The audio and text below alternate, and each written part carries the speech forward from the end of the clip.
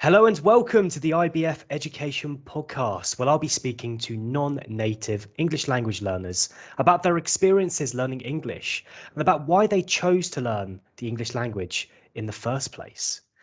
Today, I'll be speaking with Daniela. Daniela, how are you doing today? Are you okay?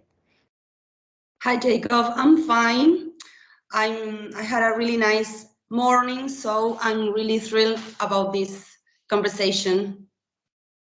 Amazing. That's great to hear. And for those watching, where do you live?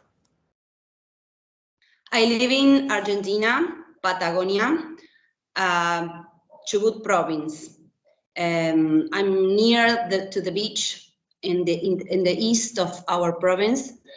And well, the weather here now, it's extremely hot, so we are kind of amazed because we don't usually have these hot weathers in this time of the year. And how hot is it today? 34 degrees today, so it's Wow. extremely hot. Yes. That's too much. I can't tolerate that level of heat. Me neither, and that's why I'm here in my house with all my curtains closed. It's the best way to be. Keep it as cool as possible in your environment. I need an air cooler, but I don't have. But well, it will sue me. Like I really need it. Definitely. The next purchase will be that. Yeah, it's a necessary purchase if you're going to have that kind of weather. Yeah, the summer's very, very harsh in this country. I can't stand the summer in Buenos Aires in particular. It's too much for me. Buenos Aires has a lot of hot weather in the summer. I don't know how people live there during January, February, December also. It is extremely hot and the humidity makes it worse. Oh, it's the worst part about Buenos Aires is the humidity at all times of year. Yes, I can imagine. I can only tolerate this weather if I stay under the air conditioner all day. So that's the People only in way. Buenos Aires can live without the air conditioner because otherwise, I don't know. I visited once a friend in Buenos Aires just for a few days. She recently have moved there, so she didn't have an air conditioner, and we couldn't sleep. Yeah. We could. I was like, I didn't know what else to take off because and then we took cold bath because cold showers because we couldn't bear it. Oh yeah, it's an absolute disaster without aircon in this city. It's impossible. Yes. It's quite funny because when I came to live here in Argentina 4 years ago, one of the first questions I asked, I came here in like September, right? So it's like, why do you need air conditioners? And by the summer, I understood. It was Yes. terrible.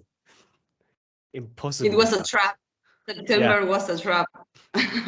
Yeah, for anyone watching, come to Buenos Aires in September, but don't think that's the reality of the weather. It's lovely in September, October time. Coming into November now, it's too much for me. So, what is your job, Daniela? What do you do for a living? My main job, I'm a music teacher. I teach children in the primary school. But also, this year I've been through some other jobs. I used to teach gym. I was a gym teacher also, instructor. I was a gym instructor.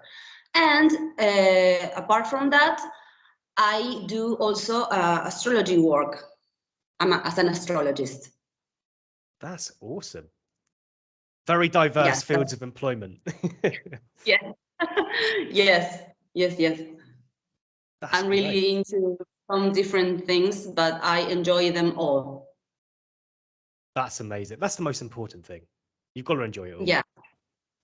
Yes. I love children. I love work with them, and especially with art because society here, mostly here, education is not at its best. So the art is so important for them, and I can tell they enjoy really. They had a blast every time we are together, whenever it's singing or playing musical games or just doing sometimes I teach them some small theoretical music parts, and they enjoy it anyway. They don't complain, and they are really glad every time we meet. So I I I feel like art is taken for granted sometimes, and uh, the educational system has to change a little bit too much. But well, that's the being with them. It's the, the part that I enjoy the most. And then the other jobs that I used to do, for example, my as an instructor, as a gym instructor, I work with some elder people. They're mostly like grown-up women, and I enjoyed that too because it was a different kind of group. Of course, the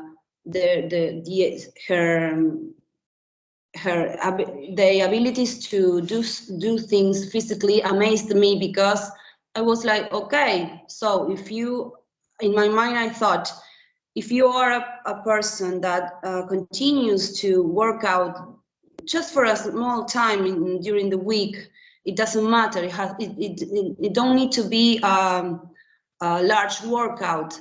But I was amazed with his ability, their abilities to do things, and I really enjoyed that. But I couldn't continue. And when as an astrology, I mean, astrology for me, it's really important because I could and I can understand some some psychological sides about the people, and that it doesn't matter. Sometimes people is skeptical about the subject because they don't really know about, or they tell you, well, if you look at the sky, you could tell your personality, and that doesn't came up like a true or something like that to believe in. And for me, I don't need, the most that I read, the most that I realize that I don't need something that like scientific stuff that makes me believe. I just in my gut I know, and also I can, every time I do a natal chart, the things that I see, and when I speak to the person, it matches, and the people in general feel great about when I talk to them. So it's a really nice job because it's a more it's like a help that I provide for people who are struggling with something specifically or not, but it's like an insight of your good things and your bad things and how you should work it out. Yeah, for sure. I mean, it's helping people delve deep inside themselves to find something that they're missing. Yes. Yeah, it's amazing stuff. So, do you have any opportunities to speak English at all in any of your jobs? Well, as a music teacher, I don't, because all in Spanish, as an instructor either.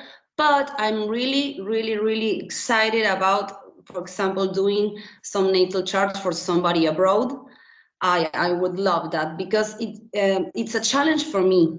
It's a real challenge because the words, the specific words for all the symbols are new for me. I never done that. I've read some books about astrology in English, and it was difficult. I had to stop and read it again because all the new language, of course.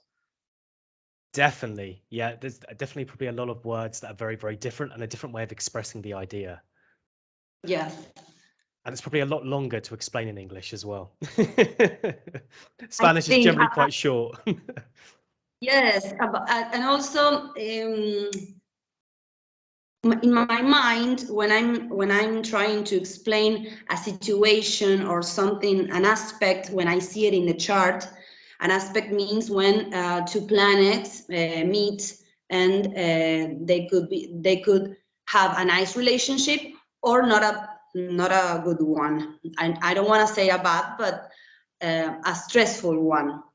And in my mind, the examples of common things or daily things for me, to the person to understand it better, it comes to me in Spanish. Of So course. in English, I had to do a lot of work, but I really love the idea of doing it for somebody who speaks English. That's awesome. Yeah, it's very, very challenging going between languages. And Yes, so it do, is. do you find yourself translating between languages when you do this? Sometimes, yes, I know I shouldn't, because the you can't, and the ideas and the common phrases of each language are proper from that language. So I cannot say things in Spanish, or phrases or sentences that only Spanish people would understand, and that sentence has a meaning only in Spanish. You cannot translate it to English.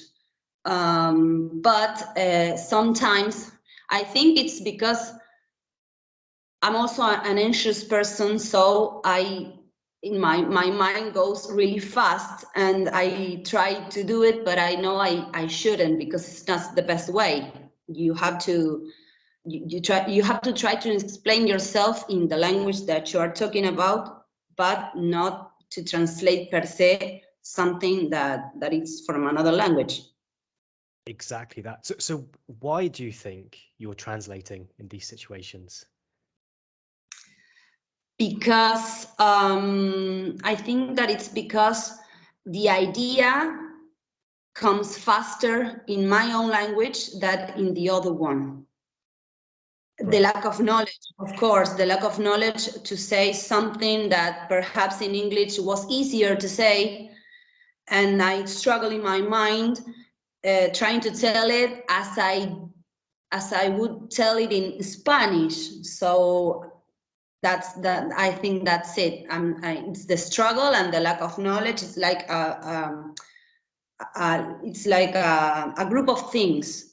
The lack of knowledge of the phrase in English, in this case, the struggle in my mind, and trying to shut up my mind to say, well, this is Spanish, leave it there, and this is English.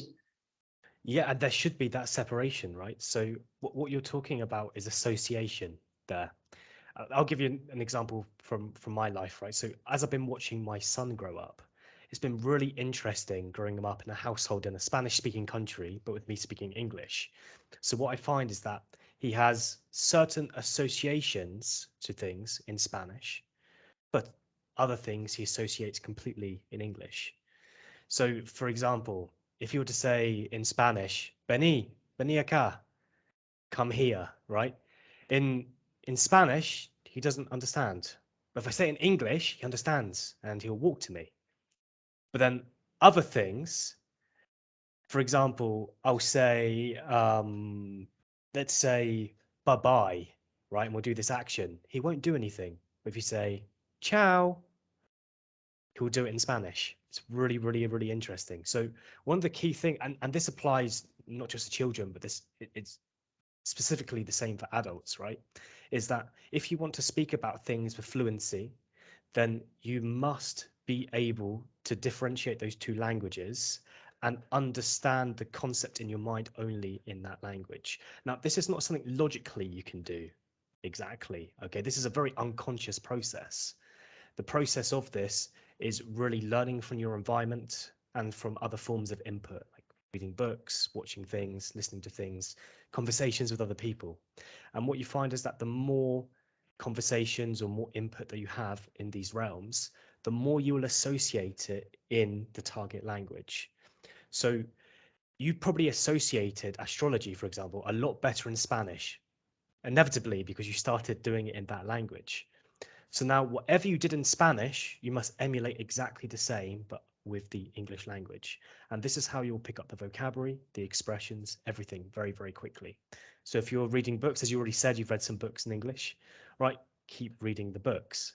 And it's not important to understand every single thing when you're reading through these books or watching things. Generally, our brain switches off and on continuously as we read, listen, or watch things, right? We kind of trigger and our brain switches on at parts that it finds to be very, very important, which it does quite naturally. Also, intonation changes are a big signal of that. The higher the intonation change, the more it registers with the brain. So why it's really important not to speak monotone. This is the problem with a lot of scientific stuff, right? Is that it's too monotone. And if it's explained in a very monotone way, it's really hard to infer meanings and pick up things. So, So yes. yeah, literally continue kind of using every form of comprehensible input that you can in astrology, but entirely in English. What you'll also find, and this goes for anything, even if you're reading a certain genre of book or you're watching a certain genre of music, watching a certain genre of films or listening to a certain genre of music, in all of these different spheres, if you're listening to the same similar things, but by different authors, different producers, whatever it may be, different directors, there will be commonalities in vocabulary. So if you take like for example, I really like thriller books, okay? But if you read 10 different thriller novels, the same vocabulary will come up in all 10, but there'll be 10 different situations. And so what you're not doing is you're not learning this process. What you're doing is acquiring, which is different. This means you know it innately because you have inferred and understood the meaning of whatever that piece of vocabulary is. So it doesn't matter if you don't know what the word is in the first book. By the 10th book, you would have inferred a meaning because now it's become relevant. The relevancy of language is really, really important. It's like, go back to your school days in Spanish, okay? There's probably subjects that you didn't like in school. And now if I asked you Yes. to speak about one of those subjects, you can't. You probably don't have the vocabulary in Spanish, right? Because it's not interesting to you. It's irrelevant. So Yes. relevancy is also key with all of this. You have to be excited about it. And the last part is the anxiety effect, right? Reduce the anxiety. You must try to gradually feel as comfortable and confident as you can with that content because you learn more. You don't learn under anxious premises. So that's one way that you could tackle the situation of acquiring more for that in particular. So what would you say has been the hardest thing for you about learning English? I've studied English for the most part of my life. I have periods, but every time that I try to have a conversation with somebody, um, of course, nowadays that I've recently started again to have conversation classes, I struggle with the vocabulary because I sense that I lost a lot of vocabulary that I knew, and sometimes I am like, oh, what is this word? I don't remember. And I knew, and I know that I knew it. So that makes me mad, makes me sad. And also I have some issues with the grammar. I'm mostly the tenses of the words. As I said just then, my mind goes really fast, and sometimes I it escapes my mouth something in past tense or in present tense, and it was in past or otherwise. Mhm. So that is something that I should work on, and I would really love to get more knowledge about more phrasal verbs that I used to know, the phrasal verbs, the pronunciation. I should really work on my pronunciation.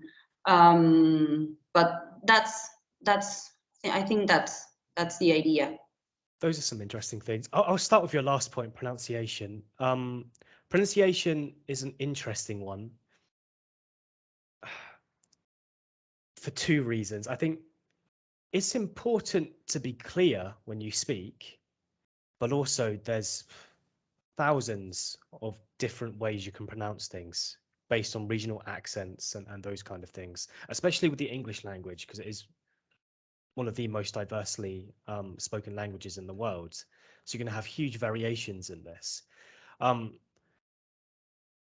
You will find that there are certain accents that have been studied that are more likely to be discriminated against than others, which is very, very interesting. So there was a study conducted in England on this, and what they found was that if you had accents if you had a Cockney accent from the south of London, Liverpudlian accent from Liverpool, Manculian accent from Manchester, the Brom accent from Birmingham, a generalized American accent as well, were all highly criticized within English society. And this was really, really interesting for me. There's kind of associating as these being a bit more uneducated. And that's something that society has kind of put on it. I mean, I'm not here to say that's wrong or right? But it's interesting that when you actually want to focus on pronunciation, what is the optimum way to do it? I would say you shouldn't be focusing on copying a particular accent. Like in Latin America, it's really common, for example, to focus on RP pronunciation, received pronunciation, which is really high society English pronunciation. And I mean, this is basically dead, this pronunciation. I think something like 2% of people in English speak with RP. So I think focusing on specific pronunciations is not ideal in this case. I think what's more ideal is try to get people around you that you feel comfortable with, and you require accents directly from them. The more I've done an interesting social experiment once, right, in England myself. I had some friends who are from the north of England, from Liverpool and Manchester specifically, and whenever I'd go to see them, I speak so differently to them because their accents, they generally raise intonations higher at the end of sentences. And where I'm from in the south, we lower them. So I started copying them and copying their intonations. And it was really, really funny because I remember going back to where I came from in the south and using the same intonation patterns, and people treated me so differently. But up there, I was accepted very well. So I do think that your pronunciation will change from time to time based on who you're around. And I don't think it's the big focal point either. I think when you're speaking, the most important thing always is to be understood. Because if it's understanding and the conversation is enjoyable and relevant for the person you're speaking to, you're going to have a great conversation. It doesn't matter about being perfect on every single word, because nobody is. It's unrealistic. And there's so much regional dialectic changes. It's just, you can't just choose an accent and focus on it. Not unless you're an actor and you're doing it for a specific role, right? That's probably the only case where I can think of where that's relevant. But focus more on being understood. People will forgive you for pronunciation, for lack of a better word, deficiencies, if it's an enjoyable conversation, and you'll be forgiven, especially if it's not your native language. What people won't forgive is if they find the conversation too difficult to understand. That should be the primary focus of everybody. As long as the conversation is understandable and enjoyable, you'll have great conversations with people. It doesn't necessarily matter if you make one or two mistakes on pronunciation here or there. That'll be forgiven. And I will Yeah, make them. that's cool. Well, even in Yeah. your primary language, you're going to do it. There'll be times. Yes. Look at the double R in Spanish is a great example. The amount of people that can't do the double R in Spanish, who are Spanish speaking as their primary language, is incredible. So Yes. Yes. Or sometimes I struggle myself with it. Is it with a with the large B or with the other one, or is it with a It's the same S? Or sound for you. Yeah. it was like, oh my God, gosh, I know this word, but and sometimes I Google it, of course, because I can recall sometimes. There's a lot of emphasis on that as well. I always get confused here because I don't know where this came from, but there's this concept here in Argentina, and maybe this is spread out. I mean, if anyone can comment and say if they've had this experience, it would be great to hear. But this concept of a long B or a short B, and it's like they're two very distinct sounds for us in English. You have a B and you have a V. Very different. Yeah, The V is vibrating and the B is not. So it's very, very distinct. But in Spanish, there's no difference. It's essentially the it's no same different. sound. Yeah, yeah. So I always It's get no confused. different. What do you want to say by long B and short B? It's like for me, in the native English language, they're two distinctly different sounds.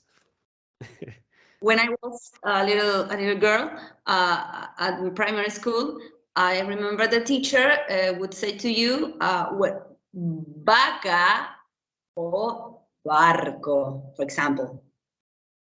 And as a child, the entire classroom was like, but there's no difference. And even if you stress the word and stress the pronunciation to make the difference, in your daily basis life, you are not doing vaca, the Yeah, of vaca, you're vaca.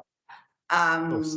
So it's really confusing. I mean, and the knowledge came from seeing and knowing that, for example, vaca it's with a short B and barco with a large B. But if not, there's no difference. You cannot tell. No, you can't tell. For And me, I we think it can. confuses the concept as well. Especially if you take it to a language like English, where they're very distinctly different sounds.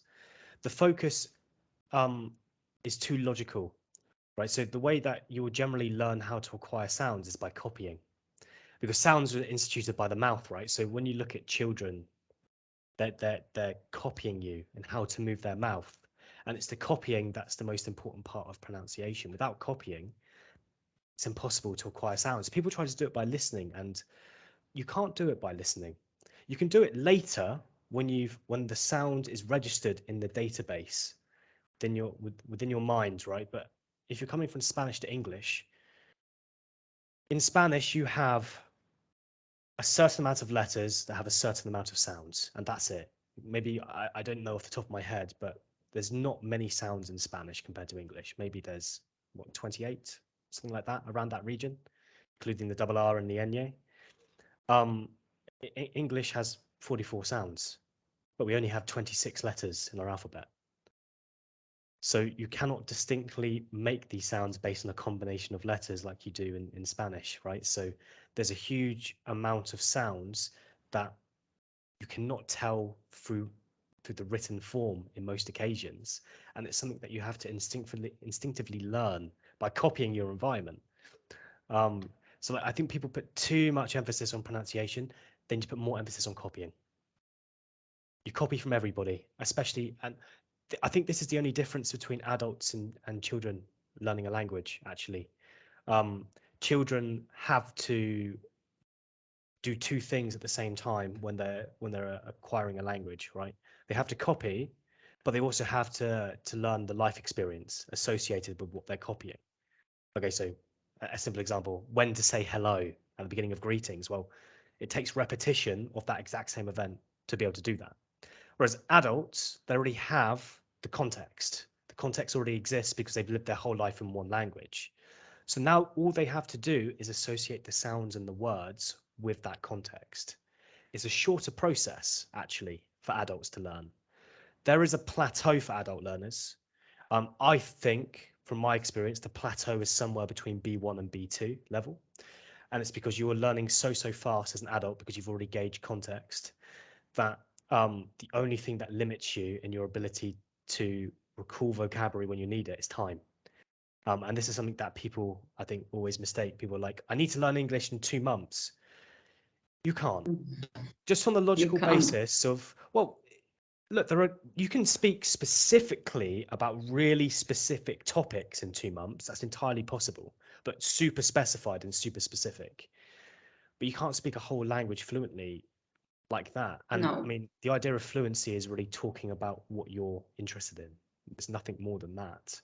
So if you were to spend a couple of months learning English and acquiring everything you need about the things you like to talk about, that's really, really achievable. But if you want to speak about everything that you've ever spoken about in Spanish, how many years did it take No, you to you learn in Spanish? Your whole life. So yeah, there's a totally. big misconception. What specifically grammatically do you struggle with apart from the tenses? Um, I think that the tenses, but not when I write. When I write, I know I'm more like chill in my mind, so I could do it right. But when I talk, sometimes the words, the tenses came up wrong, Yeah. and but well, again, fluency is what my goal. I mean, and I think the more I talk, the more I will be comfortable and more calm. Also, because again, I struggle sometimes with my mind. I want to say something, and it came up wrong, in the wrong Mhm. tense or the wrong word. Um, but I think that is the issue. There's a big societal difference I've noticed when it comes to time tenses in particular. Say in Buenos Aires, it's very common to hear people speaking maybe simple present, present continuous, past tense, but they don't utilize the present perfect very often.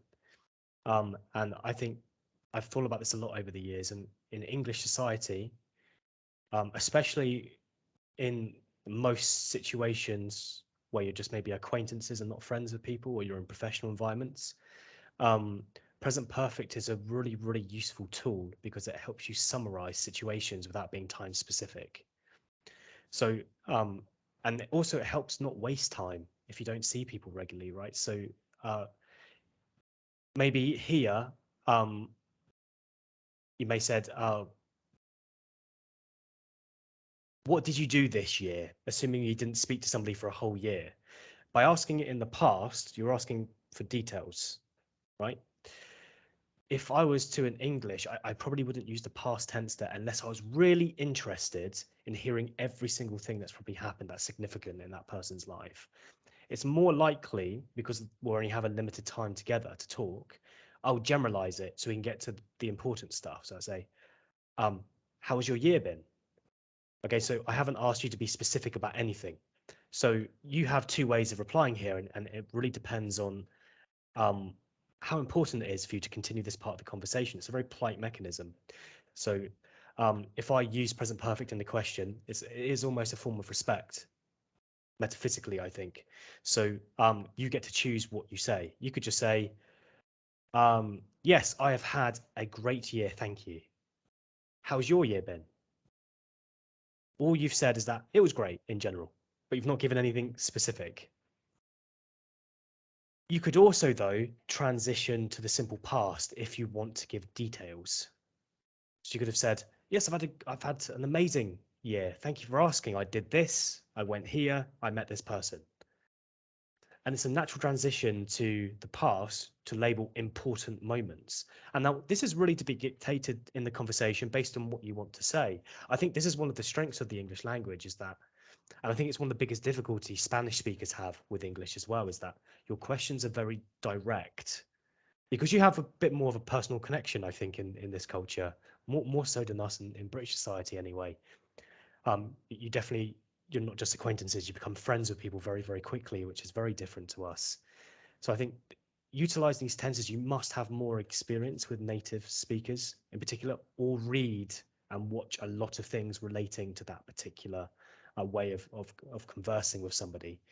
You can definitely do it through comprehensible input. I think optimally, though, it's best with somebody native in that language because you get the true experience in that sense. Um, but it's really a societal thing. It's a lot of politeness that's insinuated there because by asking the past, you don't give me a choice about what I can and can't say. I have to be specific now. But by using the present Yes, perfect, you get a choice.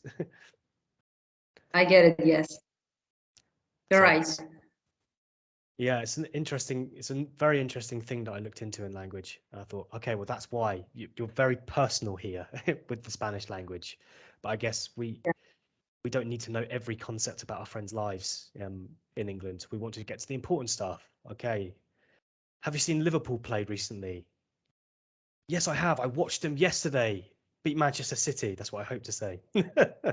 So, um, I yeah. I used to have a guy that used to work on my piano. And he would spend all I mean, from noon to maybe the afternoon, working on my piano. And I was really interested in him because he told me that he had lived in England for 11 years, Wow. and he used to fix Tom York piano. Wow. Amazing. And I as a musician, I was Tom. You used to work with Tom York's piano. I was amazed. So I was really curious about him because he was really quiet, and every time I went when where he was, and I said to him, Martin, do you need something, a glass of water, do you want mate? He's an Argentinian person, and he would say to me, no thanks, I don't drink mate, I would like some tea. And I was like, oh my God. And so one day when we got into a conversation, he told me that he only made one friend in the 11 years that he have been living in England. And I couldn't believe it. I was like, only one? But who do you talk to? I mean, what did you do there? And I was amazed. I was younger also. I didn't know so much about England neither, but I was amazed. I was amazed, and I asked him why he came back, and he told me that it was because of this of the he was feeling really lonely. I completely understand that. And it's a really, I think people have this assumption that they can integrate into countries like England very well, especially coming from Latin America. And most of them return back here or back to their country because it's a really hard society to integrate into. It's a really hard society. We do not value friends the same way that you do in this country. The value in England really is purported on what you do as an individual.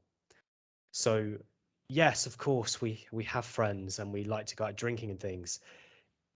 At certain parts of your life, though, it becomes less and less and less and less because it's just you've got other commitments and other things to focus on that are more important than going out and drinking with the boys, right? So it's a really really hard one. I can completely understand where he's coming from. So in Argentina, something I've noticed a lot is that I can meet an Argentinian and they will tell me their whole life story in 7 or 8 minutes. Okay, I've not even said my name at that point. Okay, and they assume we're best friends because they told me everything, right? But in my culture, God, it takes a long time to make friends with people. Like people, I don't think even people realize this, right? I mean, I think people keep people in this kind of acquaintance stage for a long, long, long, long time. It's very rare that you just gel with somebody and become best friends. It's a long process, maybe taking over the course of a year, right? So it's such a different way of viewing life because it's very more focused on you as an individual as opposed to finding people around you to support you. Because generally But speaking, we have a better sense of community for bigger things, but not for the smaller things. what do you think that is? Because human beings, we are social people. We cannot live alone by ourselves. So what do you think, apart from what you already told me, that you are focused on yourselves? I try to understand it as an Argentinian person, and I'm also interested in me and my goals and my achievements, and as an individual. But I don't know. I really enjoy being with my friends. Why do you think that maybe people in England don't need that kind of relationships? Well, I think we need that. Well, the majority of people in the world need some kind of social interaction. It's really important. So it's not that we don't have social interactions. It's more that we don't need as much of it as you need here. I think something that's instilled is changing now, but generally, as I was growing up, there's a lot of responsibility instilled with you, generally from society, but also from your family, and it causes you to become independent a lot younger than in this country. Um, I mean, a lot of my friends had their own flats the minute they turned 18. As soon as they were legally allowed to rent somewhere, they had them. I mean, in this country, you have people who are 40 still living with their mothers, right? In huge numbers. So I think there's to be accepted in British society, you must show that you can support yourself and that you're kind of strong in some way. And I think that's kind of one of the respectable things about English society is that it forces you to continually push yourself out of your comfort zone. Now, this is not good for everybody. There are people that just don't fit into this. There's some people that really need a lot more social interaction. But the fact is, you're going to, if you want a good life in England, you've got to work very, very, very hard.